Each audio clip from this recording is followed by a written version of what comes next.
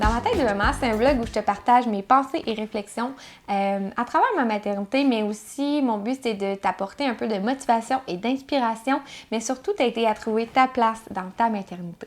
Hey! Épisode 2! Bienvenue à l'épisode 2.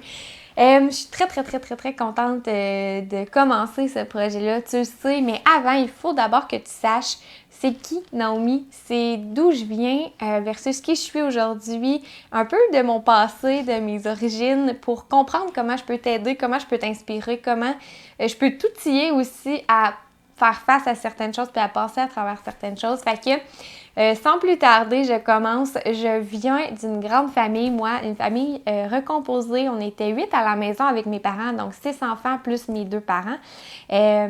Puis, on a grandi, pas juste avec mes parents puis ma famille proche, mais aussi ma famille élargie, les amis de la famille puis tout ça. On a grandi dans une mentalité où il faut travailler fort pour faire de l'argent, où on est né pour un petit pain, où les gens plus riches pètent plus haut que le trou, puis tu sais, tu comprends cette mentalité-là. Puis, c'est pas mal, mais dans le sens où c'est ça les pensées qu'il y avait autour de moi à ce moment-là, dans ma jeunesse, dans mon adolescence même. Puis, moi, ben, je sais pas si tu vas te reconnaître là-dedans, mais moi, j'étais la petite gênée de la famille. Hein? Je me cachais derrière les jupes à ma mère. J'ai pas adressé un mot à personne avant mes 5 ans, aucun inconnu. Genre, au dépanneur, quelqu'un me faisait salut, je me cachais puis je pleurais. J'étais vraiment la petite gênée de la famille, puis tout le monde le disait, tu sais, ah, c'est ma petite gênée, Naomi est gênée, elle est timide, puis tout ça, puis c'est pas pour mal faire, mais ça entre un peu quand même dans nos croyances limitantes, dans nos pensées, puis on finit par se forger ça, ce qu'on entend toujours autour de nous. Puis j'étais la petite gênée. Fait que ça l'a continué à mon primaire, à mon secondaire, faire des oraux. Pour moi, c'était la catastrophe, comme quand même plusieurs, mais ça a été au-delà de ça. J'ai fait ce qu'on appelle longtemps dans ma vie j'en fais encore un petit peu, mais de la somatisation. Tu iras lire sur le sujet. En fait, c'est de transformer un mot, un mal, en fait, psychologique en mal physique. Donc, transformer des mots psychologiques en mots physiques. Mot M-A-U-X. Donc, avant, quand je vivais un gros stress ou une grosse émotion ou être trop excitée, mais je gérais pas bien mes émotions, puis je gardais comme tout ça en dedans. Puis ça sortait en petites maladies, petits virus, petites bactéries. Puis là, je tombais malade. Fait que avant mon bal finissant, j'étais malade. Avant mes spectacles de danse, mes spectacles de violon. Avant un mariage, toutes les grosses choses, avant un premier rendez-vous galant, genre. Fait que tout ça, je tombais malade. Puis pas des petites grippettes, là, j'ai même déjà été hospitalisée avant pour une pneumonie grave, avant une pièce de théâtre au primaire. Fait que tu sais, c'est pour te dire que je pars de là. Puis, tu sais, là, des gens, ils me disent, ben voyons, aujourd'hui, tu fais des stories, des lives, t'es en train de faire un vlog, mais voyons. Mais oui, vraiment, je pars de là. Puis j'ai fait tout ce cheminement-là.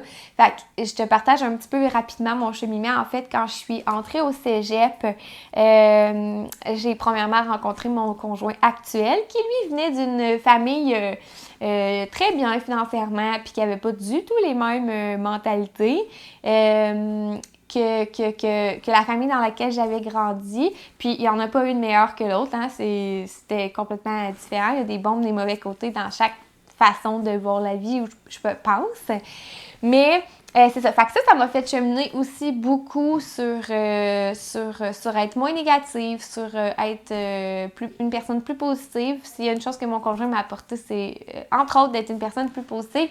Mais je suis aussi allée m'outiller moi-même. Fait que j'ai commencé à faire beaucoup de développement personnel quand je suis entrée dans un MLM, donc un marketing de réseau.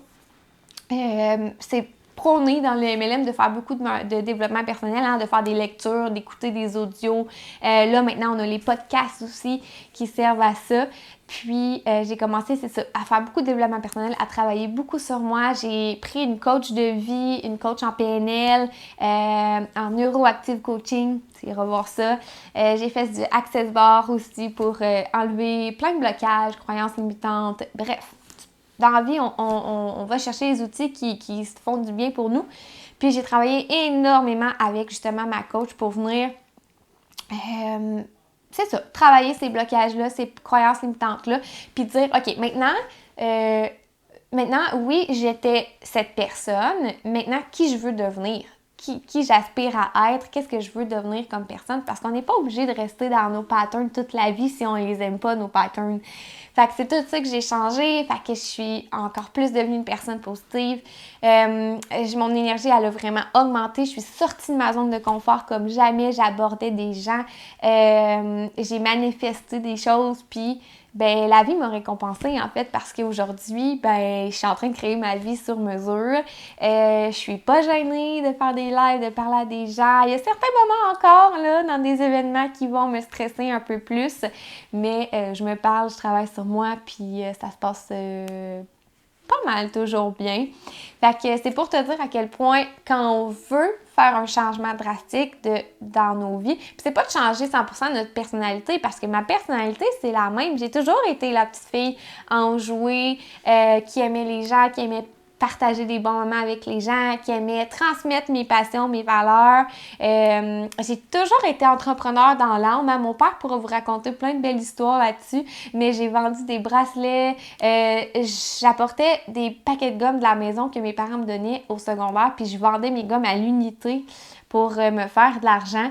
Bref, je vous dis que ça part de loin. Fait que j'ai pas 100% changé ma personnalité. J'ai juste délaisser peut-être certains côtés de moi que j'aimais moins pour les travailler, les améliorer. Parce qu'on dit toujours que chaque défaut est aussi à l'extrême une de tes plus grandes qualités si tu la travailles. Donc, on peut toujours s'améliorer, puis il me reste du chemin à faire. On s'entend, je pense qu'on ne sera jamais 100% parfait, mais vraiment, fait que c'est pour te montrer le cheminement. Puis ce cheminement-là, c'est amplifié fois 1000 dans les derniers 2 ans avec le fait de devenir maman, parce que quel plus grand développement personnel que de devenir maman, on s'entend. Ça m'a appris, comme je disais dans le premier épisode, à ralentir, à profiter de plein d'instants, à écouter un peu plus, être à l'écoute de mon corps, des autres aussi, de mon bébé. Ça m'a forgé une carapace immense sur le jugement des autres.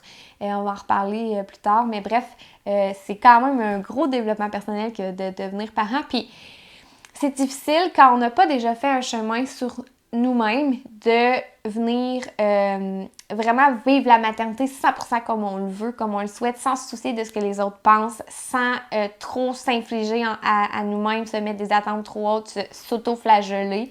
Mais quand, justement, on fait ce processus-là, puis on fait ce cheminement-là, ben ça nous permet de faire tout ce qu'on veut. Moi, ma vie, ma maternité, maintenant, oui, ça va m'affecter ce que les gens vont me dire ou penser ou me donner comme opinion. C'est clair, je pense pas que personne sur la planète peut dire « ça m'affecte zéro ». Par contre, je prends pas ça, je le prends pas en compte pour choisir mes actions, en fait. C'est ça que je veux dire. Donc, je vais en montagne dormir sur le sommet des montagnes avec Malik. J'apporte Malik à des concerts en plein milieu de la semaine. Il se couche tard, il revient. On n'a pas de routine nécessairement 100% stable parce que je le barouette partout. J'ai toujours amené partout, en road trip en Gaspésie, road trip en Ontario. On l'a toujours barouetté, puis il est très heureux, il se développe 100% bien, il est très bien. Fait que c'est peut-être que ça colle pas à toi. L'important, c'est justement de faire ce qui, toi, ta vie, là, de t'arrêter aujourd'hui, puis de te demander qu'est-ce que je veux, moi, pour ma vie? Qu'est-ce que je veux être comme personne? Qu'est-ce que je veux alentour de moi? C'est qui les gens que je veux côtoyer? c'est comment je veux vivre ma maternité. Est-ce que je suis satisfaite en ce moment à comment je vis ma maternité ou il y a des choses que je voudrais faire différentes? Est-ce que mon travail, ça me convient? Est-ce que s'il me convient pas, je peux me trouver un plan B à travailler en attendant pour un jour quitter ça? Est-ce que, tu sais, peu importe comment, peut-être que je suis 100% bien à mon travail puis que c'est une autre sphère que je voudrais améliorer, comme ma gêne, comme me partir un petit projet, comme aller en voyage, peu importe, mais tu sais, prends le temps de t'arrêter vraiment, de dire, OK, qui j'étais, qui je suis aujourd'hui, puis qu'est-ce que j'aspire à être. Puis à suite de ça, ben, c'est d'aller chercher tous les outils nécessaires pour t'aider à travers tout ça. Fait que j'espère que ça te parle. C'était un petit peu ça, mon histoire, mon background, d'où je viens, qui je suis. Puis ça met un peu la table aux prochains sujets qui s'en viennent. Hein? Fait qu'on va parler, oui, de jugement. On va parler de nos pensées, tout ça. Je vais aussi te parler dans le prochain épisode de... depuis quand, moi, je rêve d'être maman, à quel point c'était fort versus comment je voulais d'enfants, comment j'imaginais ma famille avant versus aujourd'hui. Ça a un petit peu changé. Donc voilà. Fait que je t'invite à t'abonner à la chaîne, partager avec tes amis, commenter. Si tu as envie de me faire des petits témoignages, si toi aussi tu as eu des changements drastiques, pas de personnalité, mais d'aspiration, puis de prise de conscience face à ta vie, face à toi, face à ton entourage, peu importe. Laisse-moi ça en commentaire, j'aime toujours ça vous lire. Si tu as des idées de livres de développement personnel ou d'audio, que tu as envie de nous partager aussi, laisse ça en commentaire ici. Puis ça va nous faire plaisir de lire ça puis de les partager. Moi, j'ai toujours soif de devenir une meilleure version de moi-même. Donc, je te souhaite vraiment une bonne fin de journée, peu importe, ou bonne fin de soirée ou bonne nuit, peu importe quand tu m'écoutes. Et on se revoit pour un prochain épisode de Dans ma tête de maman.